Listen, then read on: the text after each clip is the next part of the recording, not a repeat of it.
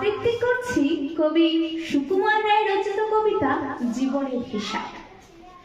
বিদ্যে বোঝাই বাবু মশাই, চুরি শখের বোতে মাঝিরে গান বলতে পারিস?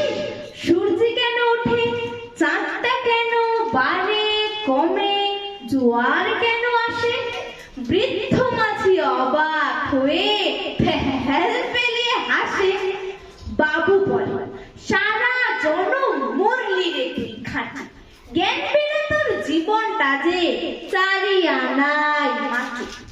খানিক বাদে কহিন বাবু, বলতো দেখি ভেবে, নদীর ধারা কেমনে আসে পাহাড় হতে নেবে? বলতো কেন লবণ পোড়া সাগর ভরা পানি? মাঝি সে কয়, আরে মশাই অত কি আর জানি। বাবু বলে, এই বয়সে জানিস নেও নাকি, জীবনটা তোর নেহাত খেল অষ্ট আনাই। আবার ভেবে কহেন বাবা, বলতো রে বুড়ো, কেন এমন নীল দেখা যায় আকাশের ওই চূড়ো? বলতো দেখি সূর্য চাঁদে গ্রহণ লাগে কেন? বৃদ্ধ বলে, আমায় কেন লজ্জা দিচ্ছেন হেন?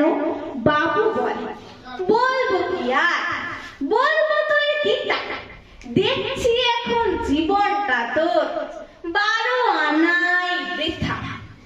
খানিক বাদে ঝড় উঠেছে, ঢেউ উঠেছে ফুলে, বাবু দেখে নৌকাখানি ডুবলো বুঝে তুলে। মাঝির গল এ কি আপদ, ওরে ও ভাই মাঝি, ডুবলো নাকি নৌকো এবার, মরবো নাকি আছি? মাঝি শুধায়, সাঁতার জানো? মাথা নাড়েন বাবা।